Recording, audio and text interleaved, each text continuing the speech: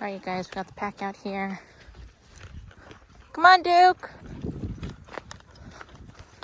We got Mr. Cruz on his long line. This is the first time that he is dragging his long line. We're practicing recall. Cruz, come. Good boy. What a good boy. Pressing that pager, holding until he is turned and motivated to move in our direction. Sorry, buddy. Go ahead.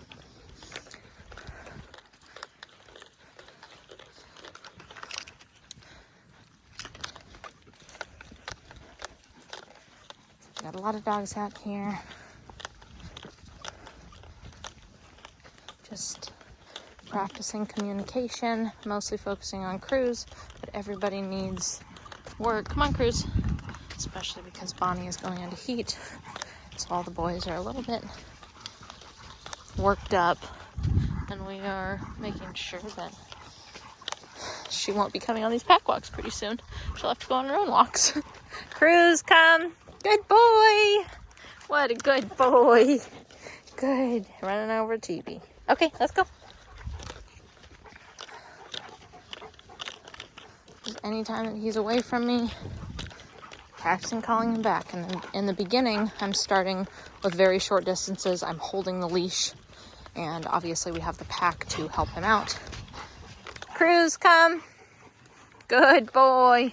That time he kind of wanted to blow me off. Good boy. So they know when you're distracted. They know when I'm filming.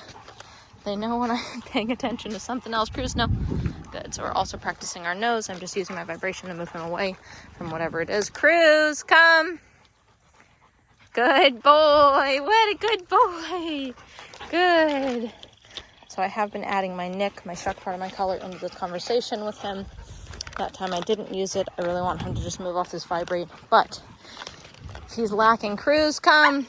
Good boy. I'm going to add it in. I am at a low level. He's very vocal, as everybody with shepherds knows they are, but I am going to move down a little bit. Just because I started way higher in, I don't know, I was probably at 50 when I first got out here. And now I was down in my 30s. Cruz, come. And that time I just needed my vibration. Good boy. He's a good boy. Okay, let's go. To motivate him back to me. So being able to utilize that nick when you need it to say, hey, I really need you to pay attention, gets him to the point. Come on, dogs, let's go. Good, so there, just my vibration and move him back this way. Let's go, everybody.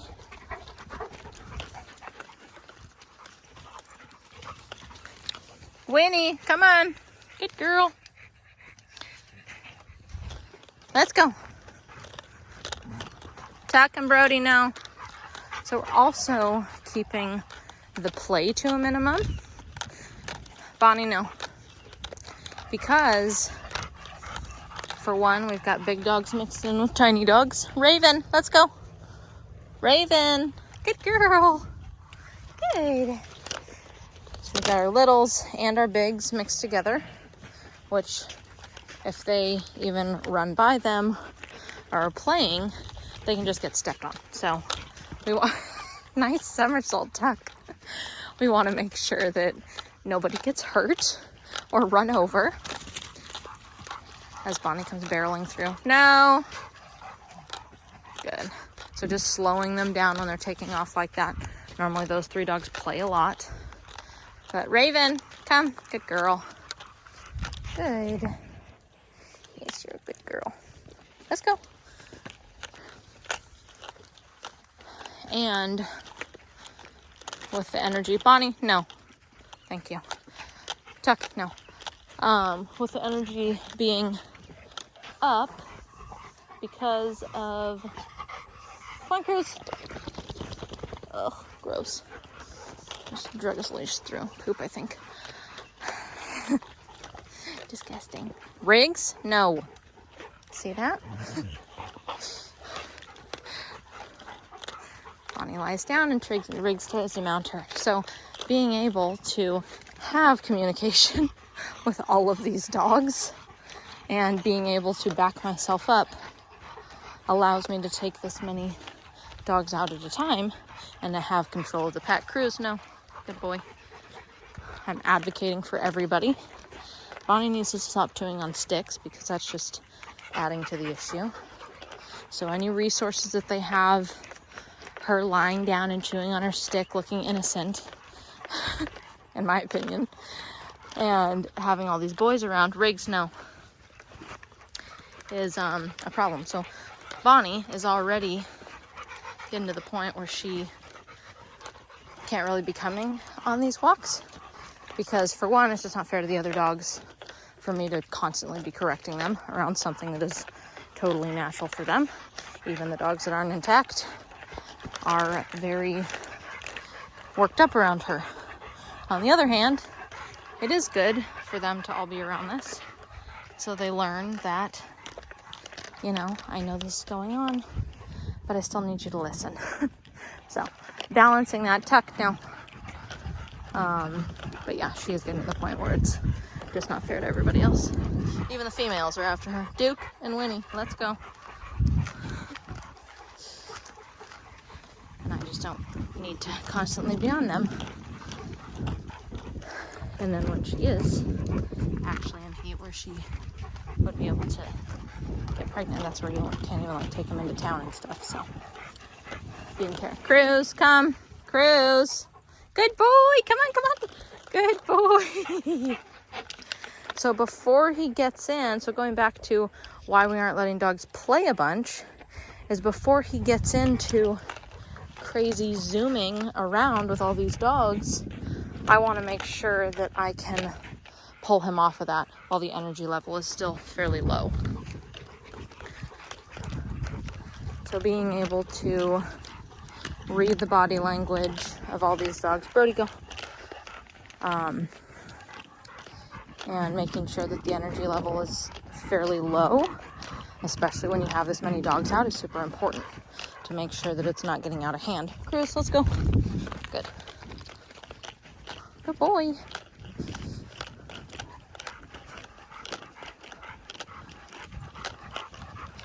Because when one dog gets worked up, it causes all the other dogs to get worked up too. Cruz, come. Good boy. Good. So I'll let him run excitedly back to me. Good boy. Let's go.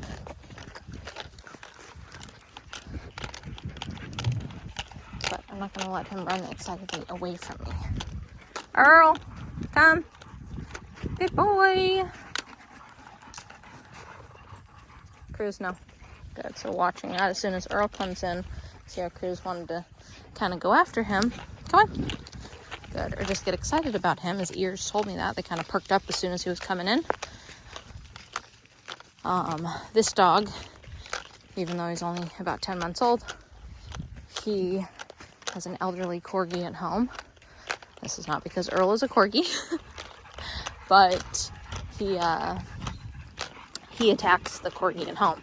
And so that's more of just like a dominant male thing, and him being super insecure, the shepherd being super insecure, and then the corgi being old and weak.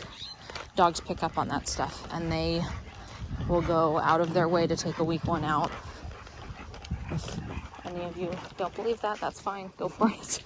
But from what I've seen in the research that I've done, that is exactly what happens, because these are hierarchy animals and they have it in them. So it's just natural for them to do. Good babies. Come on, let's go. Good babies. Good boy. Come on, Winnie. Bonnie, let's go. Go. Bonnie. Go. Good girl. So yeah, that's what we're doing. Practicing basically no with all the other dogs. And practicing Mr. Cruz's recall. Practicing socialization. Staying in a pack. And there's a time and a place for dogs to play. And typically when there's this many dogs, And this goes back to like dog park conversation and why so many dogs get attacked at the dog park is because when there's this many, they all gang up on one. And that's not good. Like when there's this many dogs, they should just be moving and, socializing together. Duke, let's go. As opposed to playing really hard, because play and fight is there's like a short fuse between it. And you want to make sure that dogs, when they're playing, I like to do one-on-one. If it's more than one dog playing with each other, unless it's like, obviously there's exceptions. If it's a friend's dog and the dogs have known each other for a long time and they grew up with each other and they don't have any issues and, there's no resource guarding or separation anxiety or whatever. That's okay. You can have 3 dogs play together. But typically when there's 3, it's 2 against 1 kind of thing. There's always going to be one that's a little bit more submissive or insecure or not as much of a rough player. And that is the one that they're going to kind of beat up on. Same dynamic goes for like kids and their friends. When there's 3, it's normally like 2 are hanging out and then there's like a third wheel kind of thing. So making sure, come on Cruz, let's go. Good boy. Making sure, good boy. Cruz is snatching his collar, good boy. Making sure that I'm watching all of that interaction because he also likes to get resource guardy with stuff, especially treats, moving him away if another dog comes up to sniff whatever he's sniffing.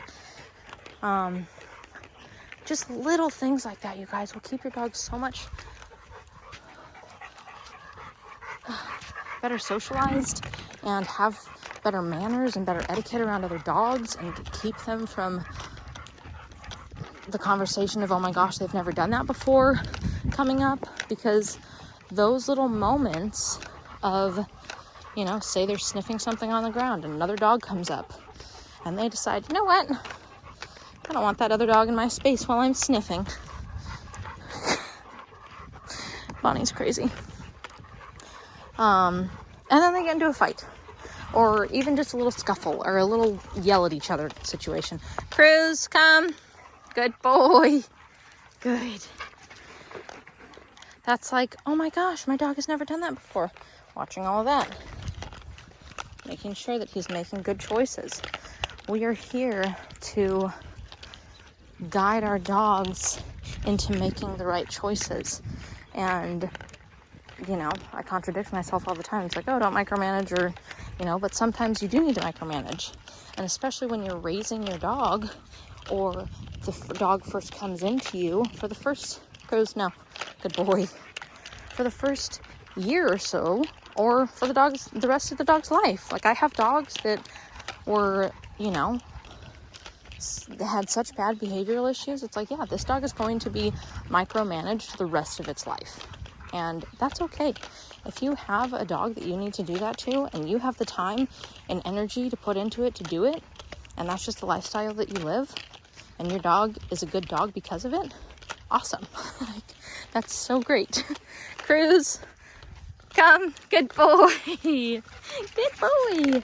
So the idea is that we put all this time and effort and energy into training in the beginning, whether it's for a couple months to a couple years, and then the dog has just built a habit of listening and behaving and having good manners that then we just have to remind him every so often.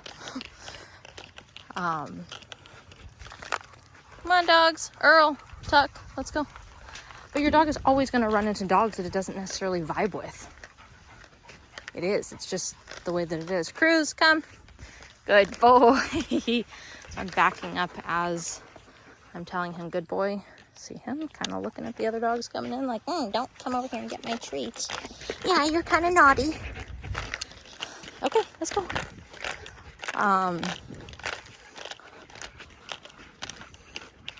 It's they're always going to have dogs that they don't necessarily vibe with. And to be able to have good social skills around them. And, you know, it'd be like if we went to a gathering and decided, I don't like that person, so I'm just going to punch him in the face. Like, that's not how we operate. And society kind of puts pressure on us to not do that. Come on, let's go, everybody. Good babies. Winnie. Always gotta call her. Oh, jeez. Come on. Good dogs. Bonnie, Brody. No. Thank you. Good babies. We got the littles. We can't do that right now. Tuck. No.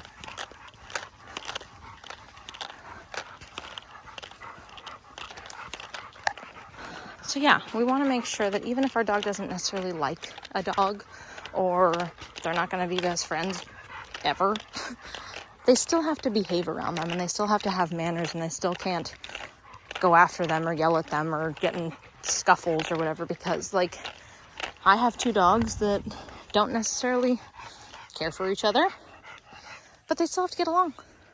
These 2 dogs right here, not those 2, these 2, those 2 cattle dogs. They're both intact males. Their personalities are very clashing. And they're just not best friends, which is fine. They live together. They go out together all the time. And they hang out together. But they're not best friends. And they've gotten into a couple scuffles over their life. Hoping it never happens again, but you never know. They're dogs. We do our best to build habits and manage them out of that, you know, and use management like crates. I'm not going to leave those dogs in my house alone together and expect them to get along. Like, that's where issues come up, and that's where people are like, oh, you know, my dogs don't just get along.